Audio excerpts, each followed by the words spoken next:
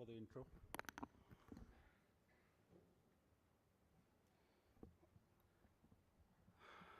So, as with all things technology, I was hoping for a glitch to crack a joke, but fortunately there wasn't.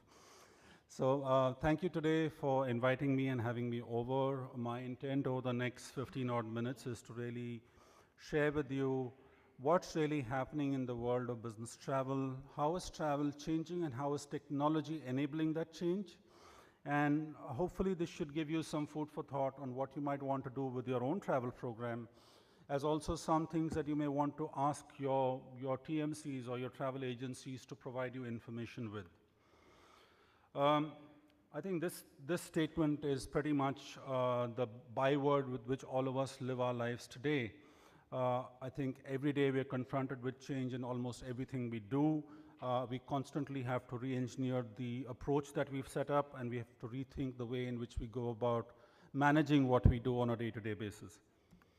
Given that there is so much of change, the change is happening in the workplace in a lot of different ways. The workforce itself is changing, and I think we have colleagues here from Tata and Reliance and other companies, and I'm sure this is very evident in organizations of that magnitude, that the population of the workforce is becoming more skewed towards the Generation X, the so-called youngsters, for want of a better word, and they are compelling us to make changes in the way we go about doing go about doing business.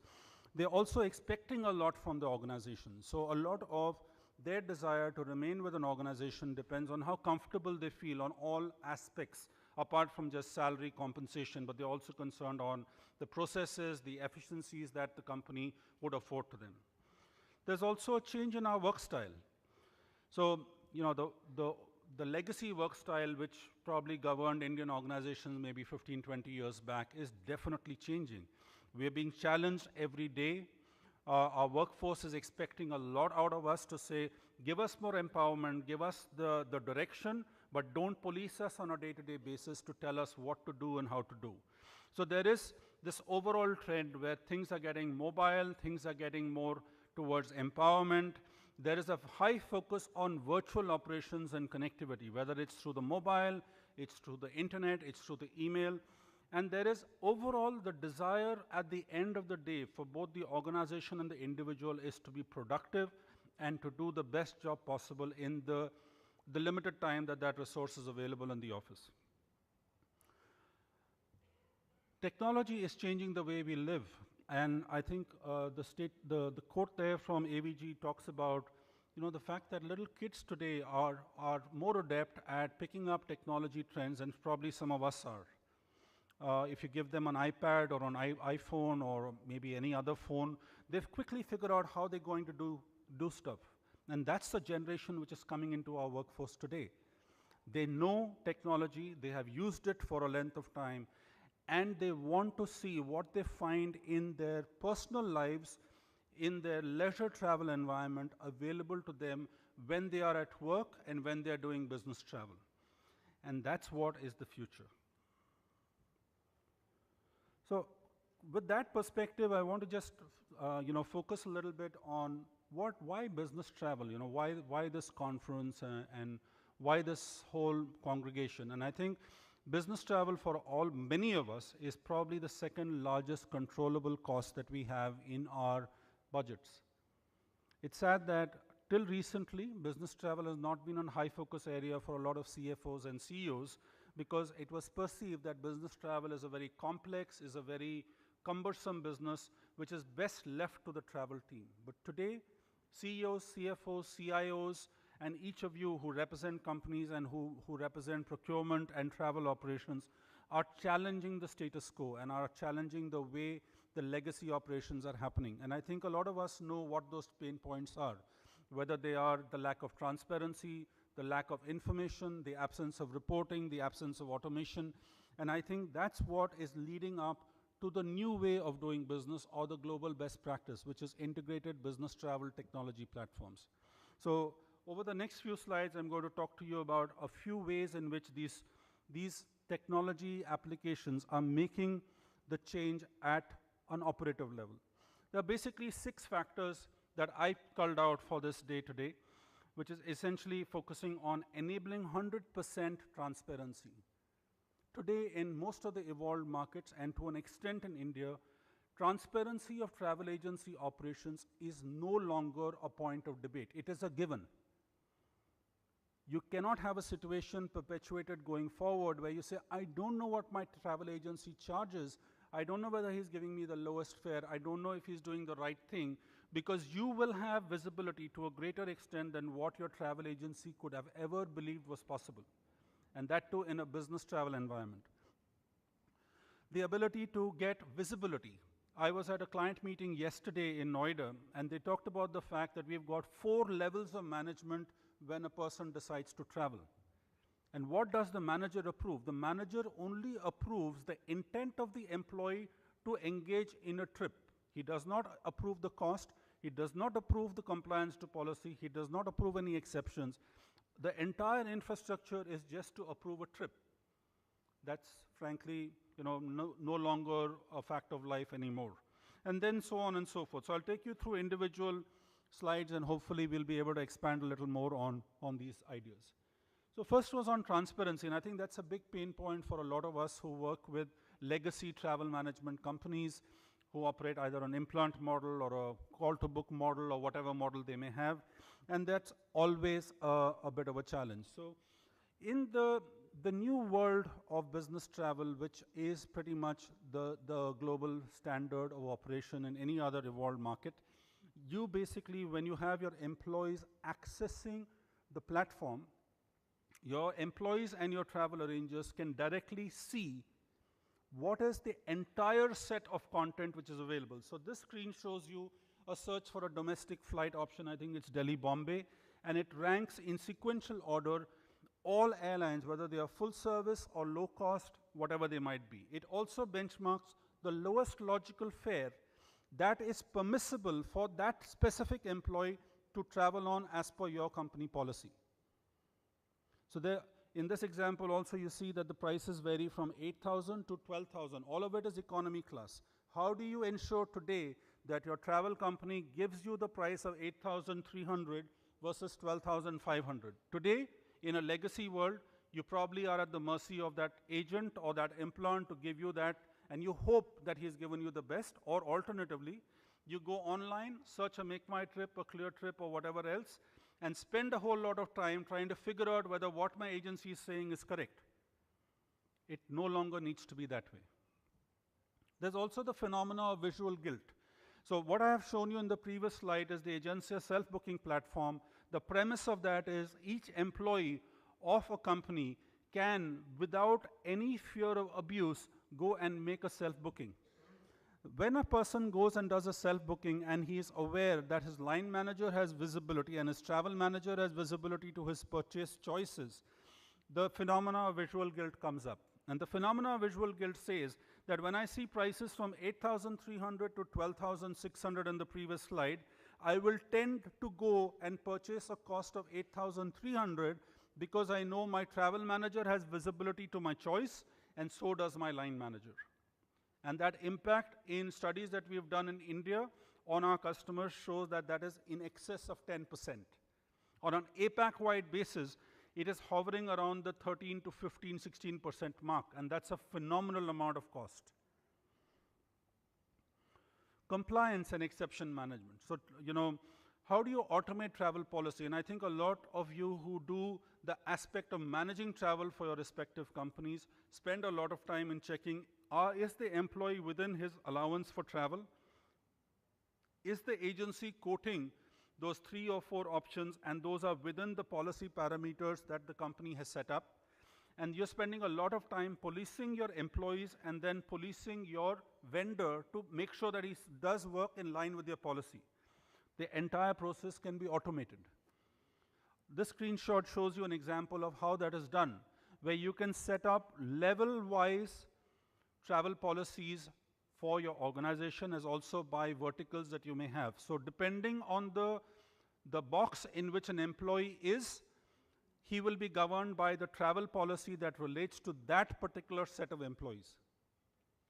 It also has the ability to then create a unique model for payment or a unique model for approval. And then obviously this is all dynamic, so it can be changed at the flick of a button. A very important way in which companies today are saving money is using a self-booking technology platform to set in a minimum advance purchase requirement. This is one of the single most effective ways of reducing your travel budget.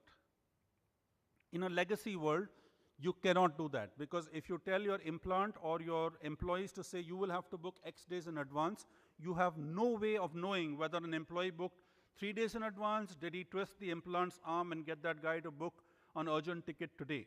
An advance purchase mechanism can work in this manner, where different employee groups can have different advance purchase requirements. So your senior management may have no advance purchase requirement, but your engineer group or your facilities team really has to purchase well in advance. And that follows the 80-20 rule, that only 20% of travel in an enterprise is truly, truly urgent.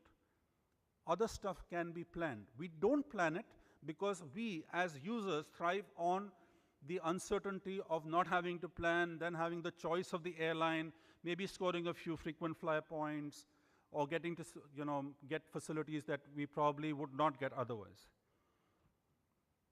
Visibility of spend, and this alludes to my previous example on this particular client that I met, who said, we've got 4 levels of approval, and all our managers are approving whether this employee needs to travel, but nobody approves what is the cost of the travel and whether that is in policy or it is not in policy.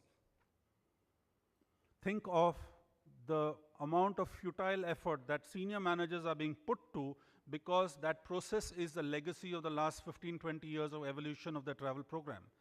In this example, you see how a travel requisitioning goes automatically from an employee who is the user and who has selected his trip to go Chennai to New York on a particular flight.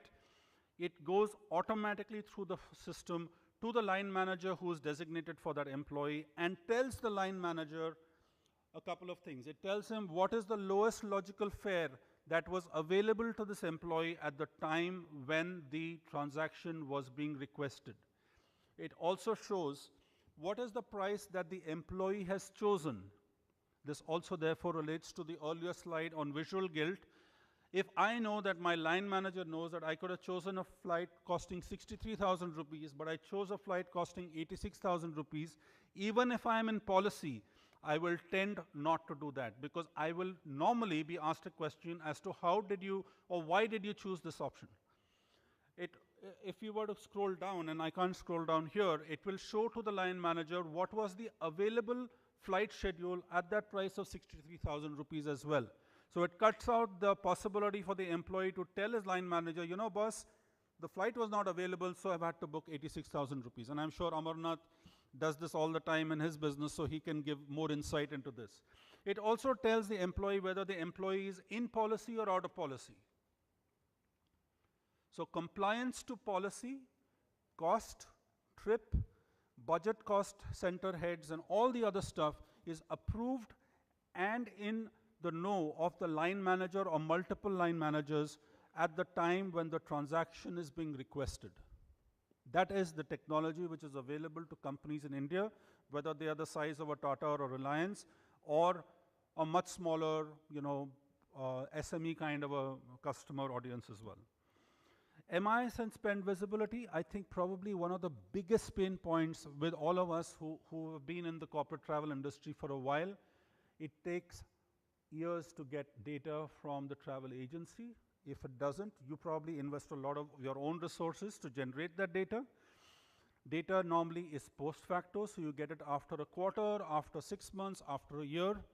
Today, the world is operating on near real-time reporting capability, which means up to 48 hours prior a date of query or 48 hours prior a date of an inquiry, I can get up to that hour information on what my organization is spent, what is my budget trending at, what is my actual spend at.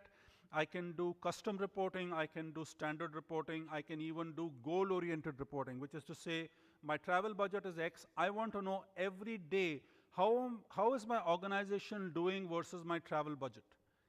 What percentage of my travel budget have I spent, and what percentage do I still have left at an organization level? That's the capability which is available today and available in India. Financial and technical integration. I think I met some gentlemen here who were from the procurement and the finance organization. There are an immense number of things that today modern organizations require and demand as part of basic business as usual practice. Single sign-on. Example, let's take an example of Tata's or Reliance. You've got 100,000 employees. You have an attrition rate of 2%, which means every month you've got 2,000 employees leaving and maybe 1,000 joining. How do you keep track? How do you make sure that your corporate resources which you've got for your employees are not abused by those guys who've left your organization? How do you further ensure that the moment an employee joins, the next minute he has access to all corporate resources that you want your employees to use? Single sign-on is the mechanism by which that is done. HRIS feed, you have joiners and leavers. Every month you have 5,000 employees joining, you have 3,000 employees leaving, you've got people being transferred, you've got people being promoted. How do you track that? Today, all of that is manual. In the new world, it is automated. So you don't have to sit and break your head to say, okay, how do I map this? How do I give this guy the eligibility that is done? How do I police that guy that he does not ask for something beyond his allowed capability? That all gets done through a joiners leavers process.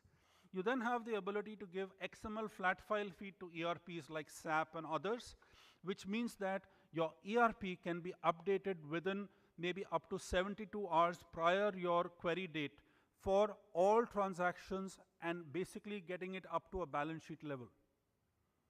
In today's world, I would like you to ponder over whether you can do that. My guess is you probably can't, unless you invest a lot of your own resources in trying to do this. Integration with T&E expense providers.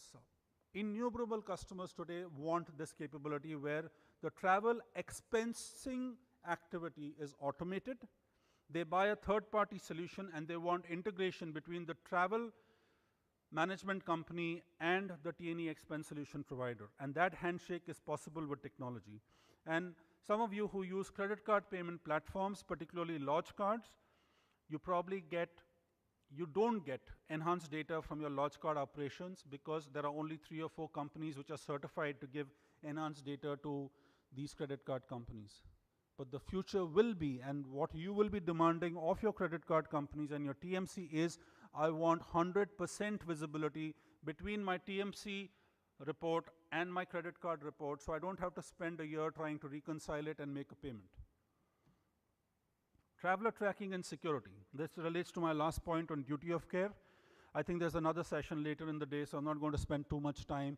But it is of critical importance for each of us who is in the corporate travel domain to know where our travelers are, what are the global areas of risk. Are we putting our employees at risk by asking them to go to certain areas of conflict or hazard of any sort? And the other question that I guess a lot of us ask each other is, how quickly can I get hold of my employees if there is a disaster? Now this tool was used very successfully recently in the Boston bombing which took place. It took our customers less than 5 minutes to find out which of their employees was in the city of Boston, where they were staying, what their flight information was, when they had left Boston, if they had recently gone there. The complete information was available in a dashboard format.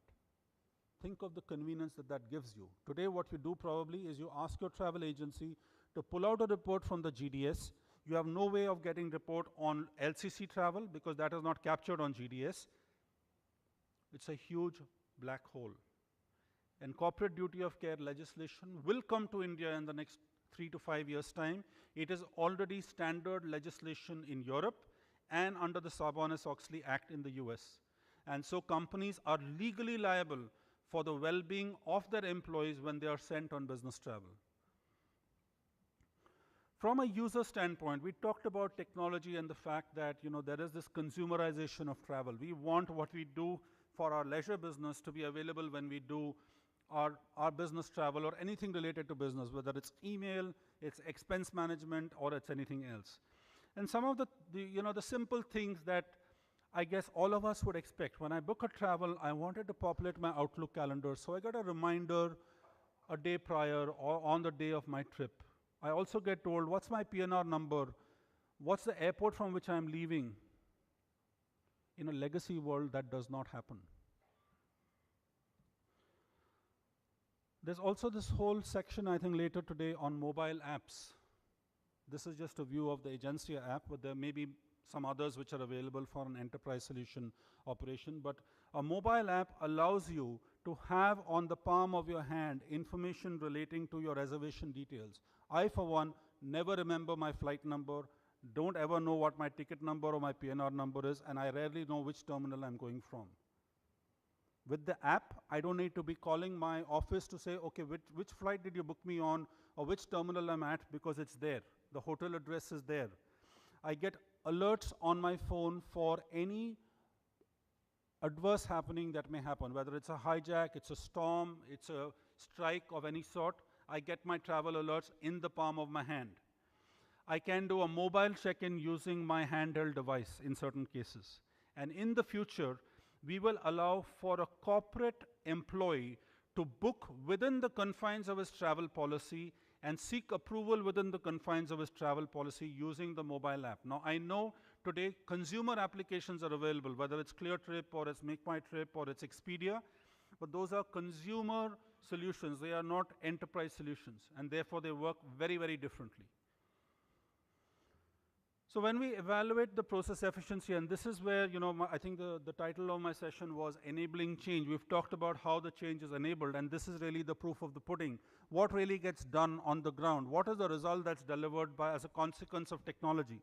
Is the technology so expensive that it doesn't give you the kind of result it needs to give you? And just 3 portions I've focused on here.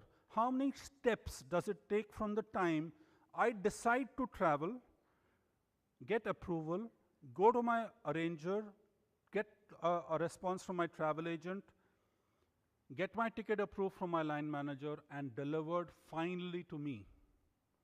I can lay a bet with you, it cannot be less than 10. I've tried it in very many different ways. I'm sure there are very senior colleagues of mine here who would probably substantiate or question that logic.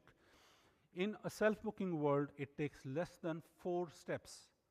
It takes less than 5 minutes to do a transaction. And most importantly, it saves almost, I don't know how to calculate the percentage, but when you look at the employee time cost that is spent by an employee of your company in doing this process and regarding every resource that you deployed in managing the travel process, which is the end user travel cost, the travel team's time, the finance team's time in processing a bill and a payment, there's an enormous amount of dead cost that is languishing within your respective travel programs that can be optimized by automation. And I think that comes to my last slide. The overall potential for saving in direct and indirect costs exceeds 12%. That's after the investment in the technology. So the ROI is 1200% or more on the investment. Think about that when you think about your next travel RFP. So this is my last slide, and I want to leave you with that thought. Change is coming. The way we operate business travel today will not be the way we all operate business travel in the next 24 to 36 months. It will change, and it is going to change only because everyone is running after efficiency. Everyone is running after the fact that they want lesser people to do more work, they want to automate more, they want to leverage technology with a view to making things more efficient. And it's for you to decide when you want to drive that change in your respective organization. So that's all I had to say today. Thank you. Should I take questions, or? I think maybe 1 or 2 questions, if there are any. Otherwise, I'm happy to talk to you one-on-one. Looks like we're good to go. Thank you very much.